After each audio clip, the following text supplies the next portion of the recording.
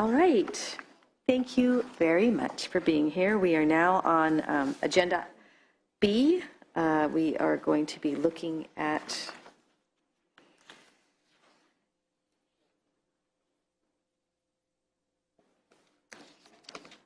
we're on the part of the agenda where we'll be discussing the Health and Human Service Agency's Office of Systems Integration and also the Department of Rehabilitation. We will be taking public comment after the items, and again, we will try to limit our comments to 1 minute if we can. The first item is Health and Human Services Agency Office of Systems Integration. Welcome to all of you to Matt Schuler, Budget Officer, Office of Systems Integration, and the Department of Social Services. Please respond to our questions, and we look forward to what you have to say. Thank you, Madam Chair. Good afternoon. Good afternoon. My name is Matt Schuler with the Office of Systems Integration, and I'm here to discuss the proposal we have in front of you today. We thought if it was agreeable, we'd provide a little bit of context on the larger effort on the project, and I have my colleague, Brian Doherty from the Department of Social Services here to fill you in on that piece. Thank you. Hi, I'm Brian Doherty, Department of Social Services. I'll keep this very brief. The County Expense Claim Reporting System, we refer to as CCRIS, is a project to replace 2 legacy systems that are currently used for counties to claim both administrative and assistance expenditures that total over $7 billion annually across the 58 county welfare departments. These systems claim reimbursement for such programs as Medicaid, welfare and social services programs, including CalWorks and CalFresh, and the foster care payments for providers in California. The existing systems are more than 15 years old and rely on a combination of outdated databases and Excel spreadsheets that require extensive amounts of manual processes in order to complete the claiming processes that are done on a monthly and a quarterly basis by the counties. The systems can't currently be manipulated or updated to meet current financial tracking needs and meet federal reporting requirements. So there's a lot of manual processes in place. So the systems need to be updated, and it's something that the counties are very supportive of. The project team's currently in its final stages of developing the requirements for the system, and I'll turn it over to Matt Schuler from the Office of Systems Integration, who can provide a little more detail on OSI's role in the IT and acquisition support for this procurement. Thank you very much. So, Madam Chair, the basis of our proposal is a request for one 2-year limited term position in order to assist social services with acquisition support on this project and to procure the solution. Okay. And that is primarily due to the Office of Systems Integration prior experience with large IT projects. Social services wanted to leverage that experience in order to help ensure a successful procurement. I appreciate that very much. Thank you. All right. Legislative Analyst? Rashi Kasarwani, LAO. We support the staff recommendation to approve the proposal. Department of Finance? Okay, thank you very much. Is there any public comment on this item? Seeing none, this item is open for a vote, and we can wait for a moment for Senator Monning to return and vote at that time. Thank you very much. Thank you. Appreciate your comments. All right. Our next item is the Department of Rehabilitation, and I'd like to welcome the Director, Joe Xavier, who's with us. Excuse me. Joe. Yes.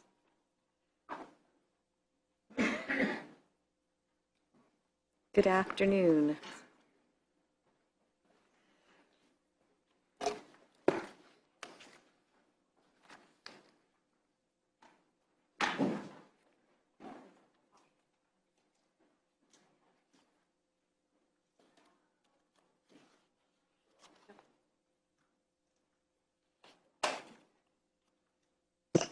Good afternoon. Good afternoon. Please proceed. Thank you. Thank you for the opportunity to be here for the department to respond to your questions and to present our budget issues. I have with me today our Chief Deputy Director, Junie Lee, and our Administrative Deputy Director, Teresa Corielli. If I could just briefly share a couple of quick things about myself. I am an immigrant to the United States from the Azores Islands. I grew up in agriculture, earning the ability to go to work, working with my family on dairy farms, and I was the beneficiary of the services of the Department of Rehabilitation, which allowed me to enjoy 14 years of self-employment, 16 years as a public servant, the last 8 years, excuse me, as an executive of the department, and now the opportunity to lead this great organization as the director of the Department of Rehabilitation. I'd like to share just a little bit about the department, and then I'll turn it over to my colleagues. We provide services to individuals with disabilities to retain and maintain employment, provide services to about 114,000 through our VR program, and 22,000 through our Independent Living Services program. Our authority for the program is in the Rehabilitation Act of 1973, as last amended in 1998, and under the Workforce Investment Title IV. So I'm going to turn this over to my colleagues to provide you some additional program overview. Thank you very much. Thank you. Okay, thank you. I'm Junie Lee, and I'll quickly finish the overview for the department. If you have our handout, I'm on page 4, and that displays our governor's budget. I'd like to note that our department is heavily federally funded at 84%, and our general fund is a little over 13%. On page 5, we do have our 5-year overview of our budget, and you'll notice that our budget has remained relatively flat. I believe that's attributed to our heavy federal funds. On the next page is a display of our positions. Over the last 5 years, we've lost 140 positions, and over the 10, double that amount. The next page displays our programs, and the department has 2 programs, the VR, or the Vocational Rehabilitation Program, really representing about 95% of our budget and positions, and our Independent Living Program, about 5. The Vocational Rehabilitation Program is a program that provides counseling, guidance, and services to individuals with disabilities to prepare for and obtain and maintain employment and to live independently in their communities. We have approximately 13,000 staff statewide that provide direct services to consumers, and we have about 85 offices and 13 districts. The department is currently under the order selection. The order selection is a federal mandate when there are not sufficient funds to serve all eligible applicants.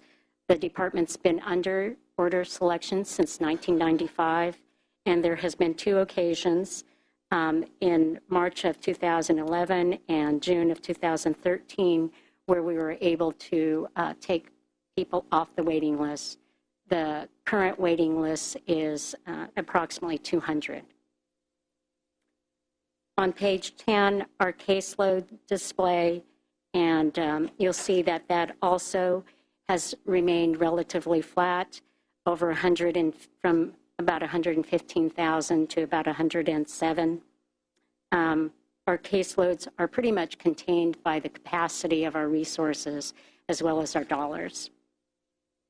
The next page covers our consumer demographics, and you'll note that the largest percentage of our consumer population has psychiatric disabilities at 27%. On page 12, we continue with the demographics. This is displayed by age, and you'll note that almost half of our consumers are under the age of 30.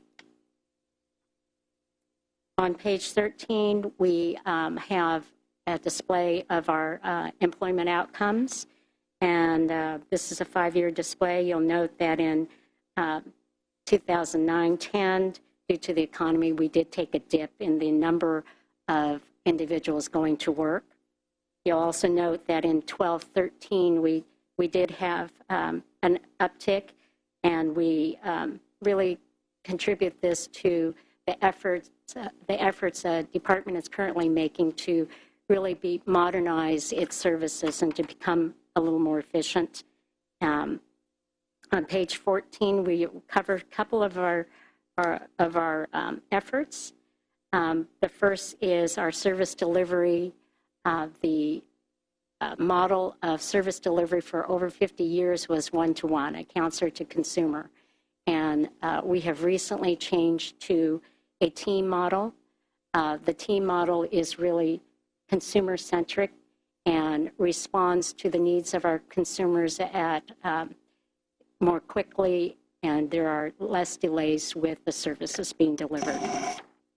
We also have implemented a new case management system, and we're very proud to say that we did finish that IT system on time and slightly under budget, about $7,000.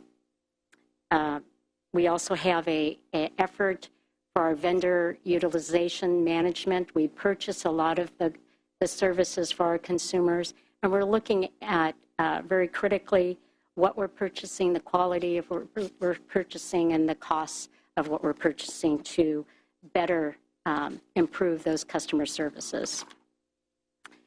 We also will be talking today about our Promise Grant promoting the readiness of minors in supplemental security income, and that is our first BCP. Our second program focuses on independent living, and we have on page 17, we have 28 independent living centers in 60 locations. They serve approximately 22,000 individuals with disabilities. We also have 17 programs that provide services to the older individuals who are blind, and through those programs, 7,000 individuals are served. We also have 7 traumatic brain injury providers throughout the state, and that you'll be hearing a little bit more about as our second BCP.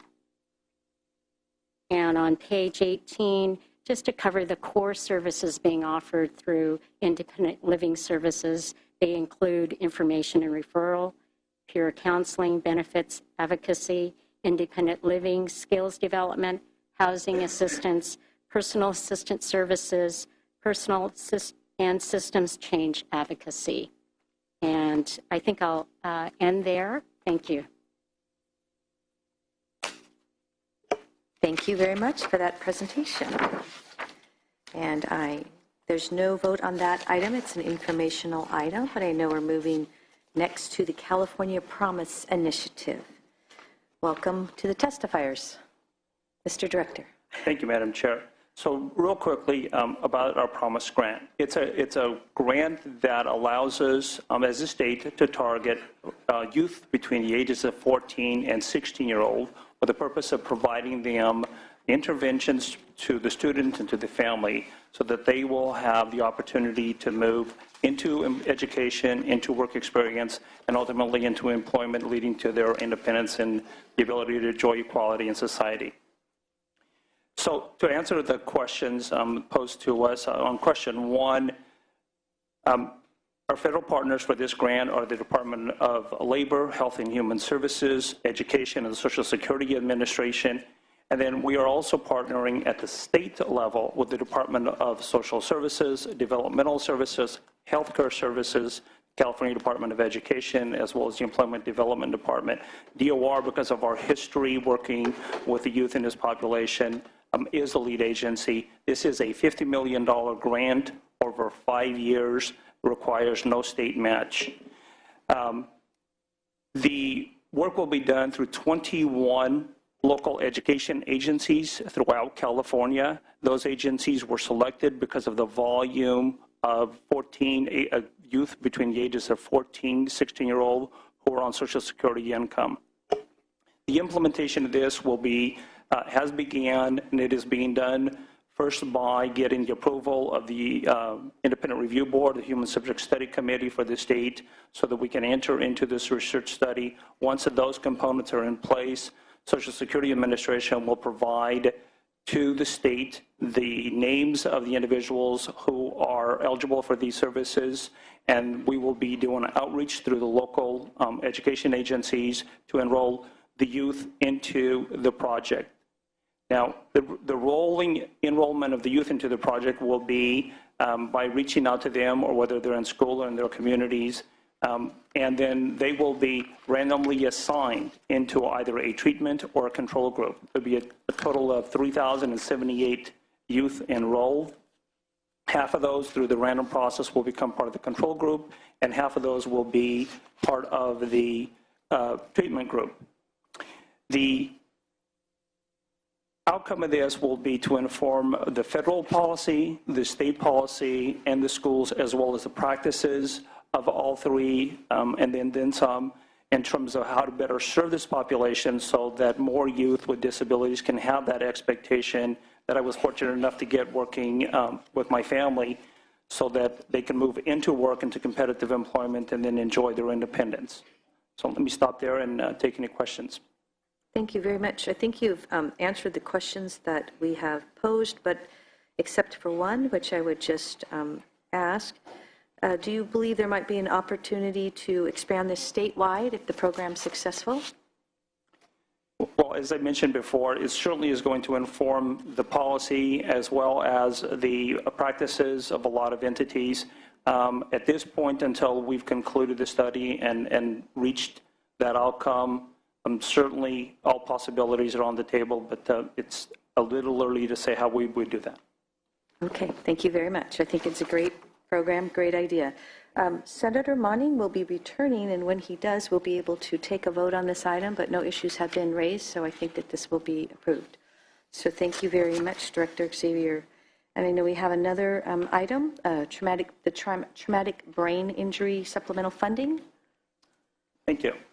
So for the traumatic brain injury program, it is a program that provides services to individuals who incur a traumatic brain injury so that they can continue to live in their communities and receive the basic services that allows them to do that.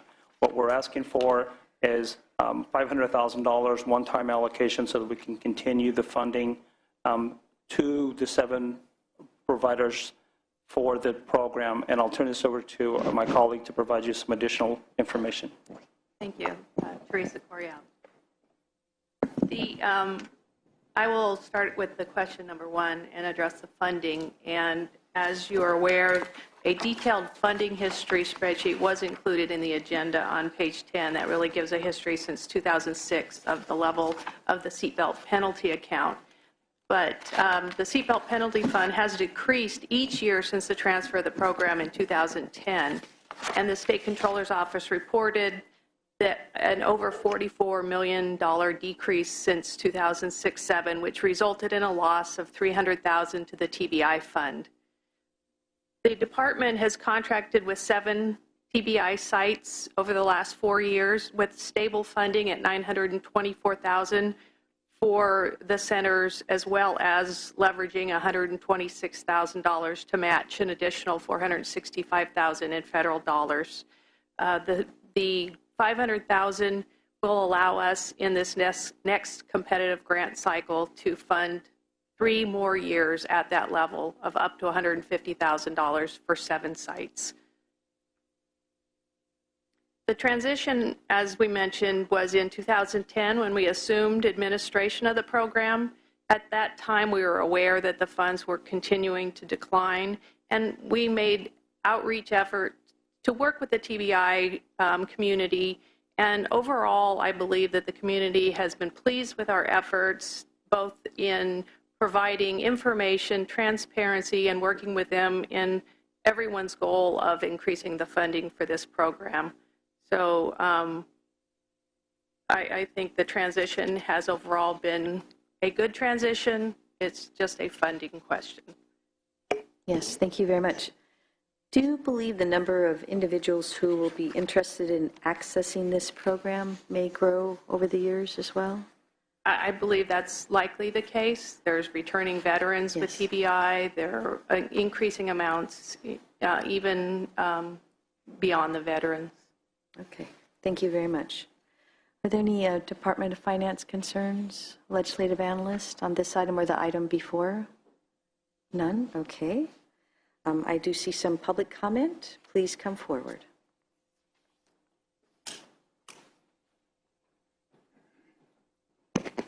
Senator Corbett. And Hello. Committee staff, my name is Henry Contreras. I'm with the California Foundation for Independent Living Centers. We were the sponsor of AB 398, which transferred the TBI program from Department of Mental Health to the Department of Rehabilitation. And it was a pleasure to work with Joe Xavier and some of his colleagues and actually improving that program significantly. And as part of our work, we also worked with TBISCA, which is a statewide association of these centers. So we think we have a very excellent program that's providing valuable services to TBI survivors. The department is prepared to administer it in a very effective way. And so we support the request for the supplemental funding. Thank you very much.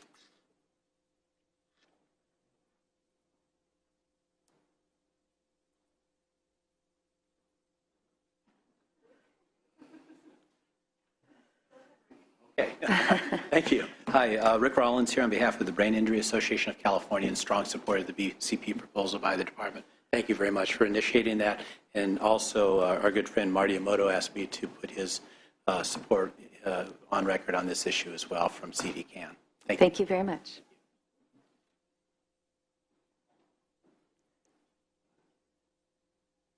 Hello, I'm Dan Clark. I'm here to represent the Traumatic Brain Injury Services of California. They are currently made up of the 7 recipients who are being funded by the Department of Rehab right now, and we support the bill, and we want to give a thank you to the department's leadership for helping restore those funds and your support and your consideration for this. Thank you. Thank you very much.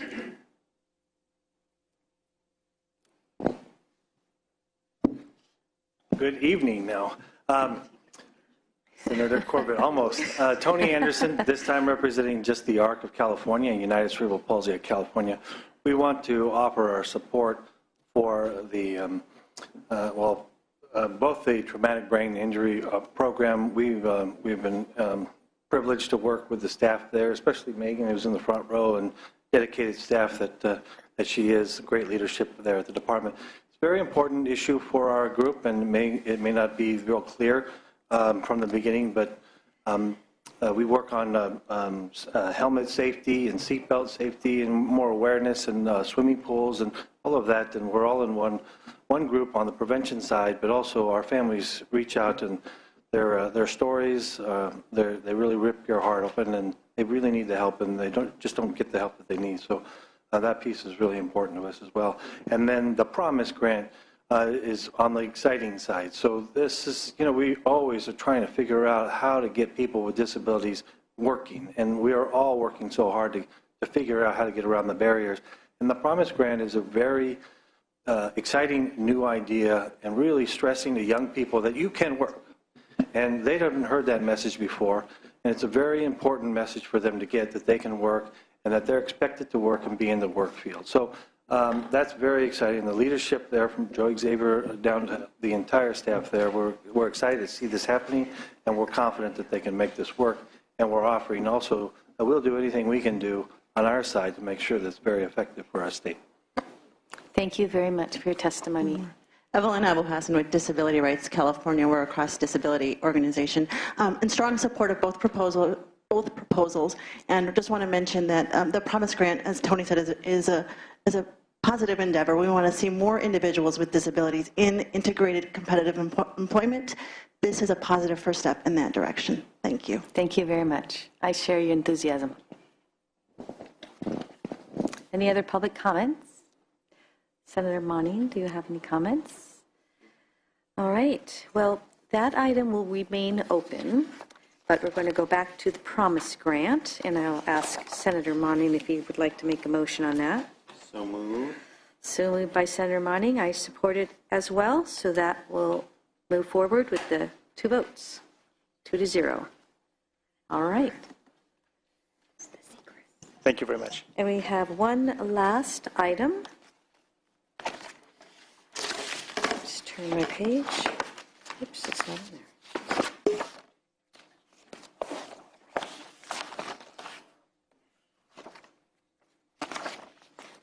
Excuse me just a moment.